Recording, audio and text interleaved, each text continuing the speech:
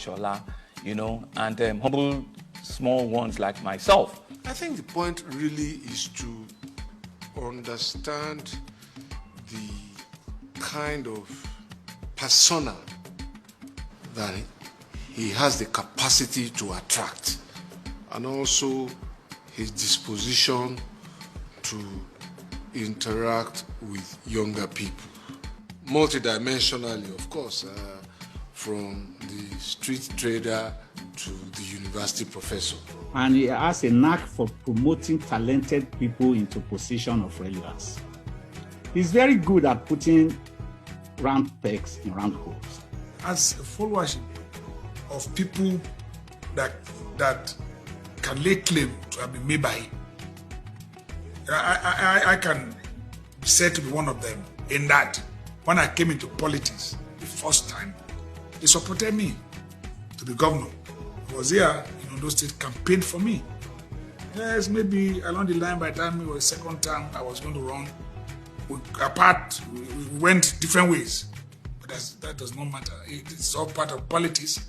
But this time around, when I ran again, he came back, and we are there. So we cannot take away from him the fact that we have more or less like a number of us who can be said to have had from his own political, who are tutelage, can be said to be in his own political class. He was like a teacher to so many people, and many people grew up under him. In 8 years of inspiring leadership, he had turned Lagos State around and made it the envy of other states and their governors, some of who visited to understand his magic of governance. When he became a governor, I said, I'm not going to reinvent the wheel. You can't question the accomplishment. As a city governor, I envied what he accomplished in Lagos. And I could still remember when he was governor of Lagos State, he was on the 3rd Mainland Bridge, and there was an accident. He bumped into that accident and saw someone who had been badly injured.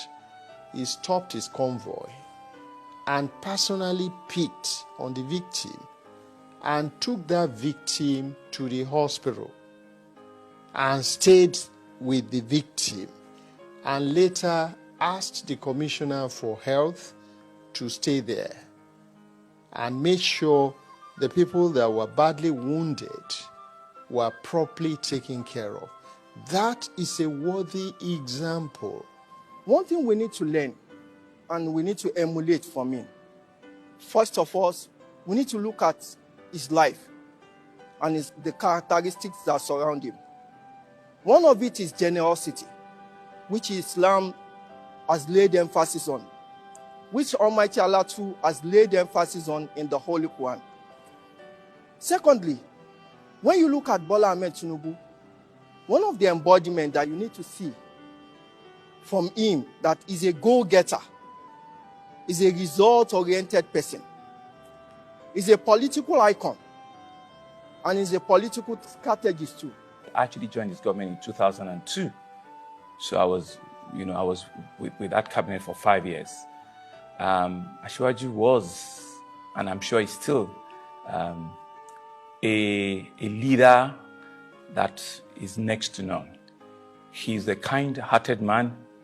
He's a man that he's so very compassionate, very understanding, very accommodating. During that time, he was a leader that was truly leading from the front, but he was also a leader that was open to ideas. Asiwaju never, for one, drilled down his own thoughts on the entire cabinet in one full sweep. He was ready to take others on. He was ready to listen, to other ideas in cabinet. And if you have superior arguments, if you have a belief that is very strong, he listens, and he listens very well.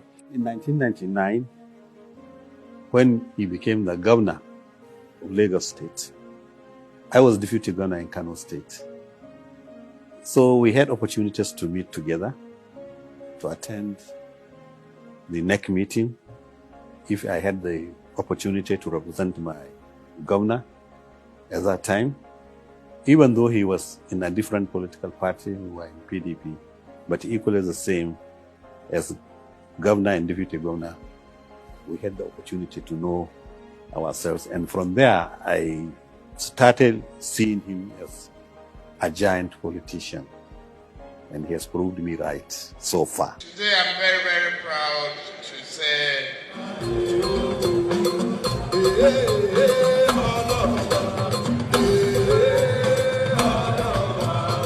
someone that is not very easy to describe. Asiwaju remains an enigma.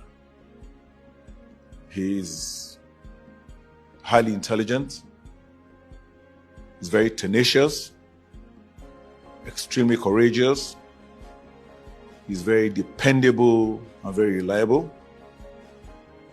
He's a very consistent person. Okay, can you tell me, is there any other man who can just beat his chest and say, yes, I've done this, I have raised councillor, I have raised supervisory councillor, I have raised chairman, I have raised even senator, house of rep, even governors.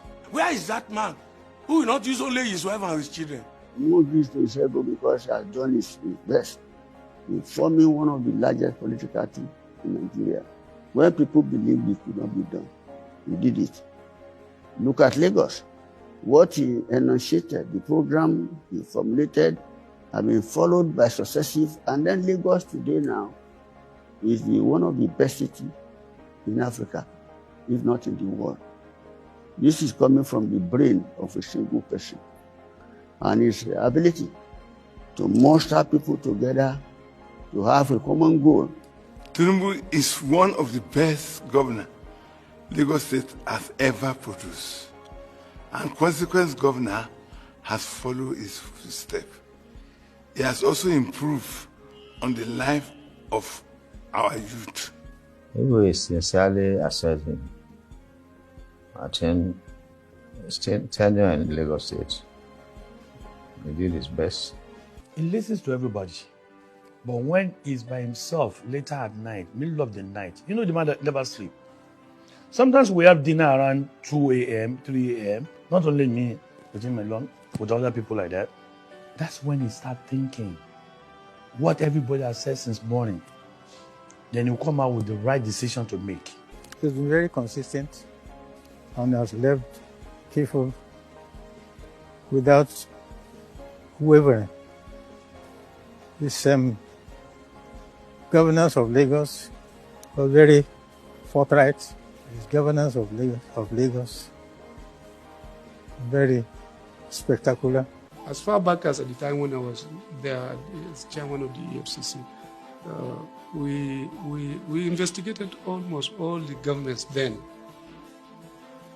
And not just we, because we had very good quality partnership with the UK authorities and also America, FBI.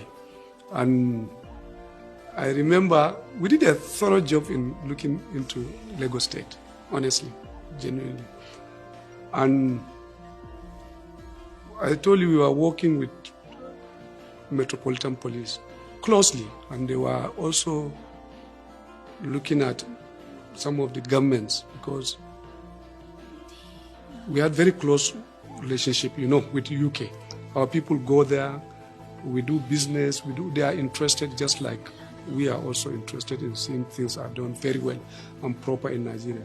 And the work we did, I remember I appeared before our National Assembly one time, and they were asking me about somebody asked about Lagos State.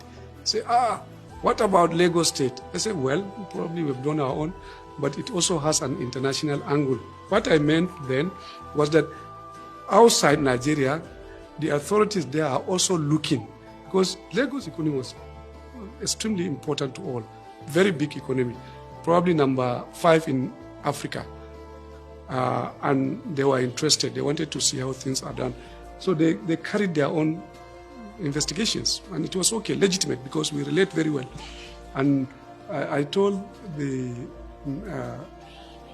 National Assembly, Senate in particular, that in the case of Lagos State, I think the international community were also looking and checking. And they did. We personally, we didn't see anything. We didn't. And that's why we ended up not taking any case to court with respect of Lagos State. There is a saying in Yoruba land, Akonda Eda Omo Dua. That's a very short phrase of what I'm going to use to qualify Asiwaju Bola Ahmed Tinubu. Hate him or like him. The truth be told, he has still been relevant and will continue to be very relevant in the face of democratic process, governance, and above all in the history of we the entire Yoruba people. BAT said, education is the greatest weapon against poverty. We cannot innovate without education. We need a leader who is a thinker and a doer. Bola Tinubu did not only think, he did. Be it in infrastructure, in education, in health, in social welfare, in security, and more resoundingly in revenue generation. If you remember, they laid that foundation given the beginning of that Fourth Republic. And these were ideas, these were novel ideas that certainly couldn't all be broken in 8 years. So that foundation was rock solid. That should not be so surprising.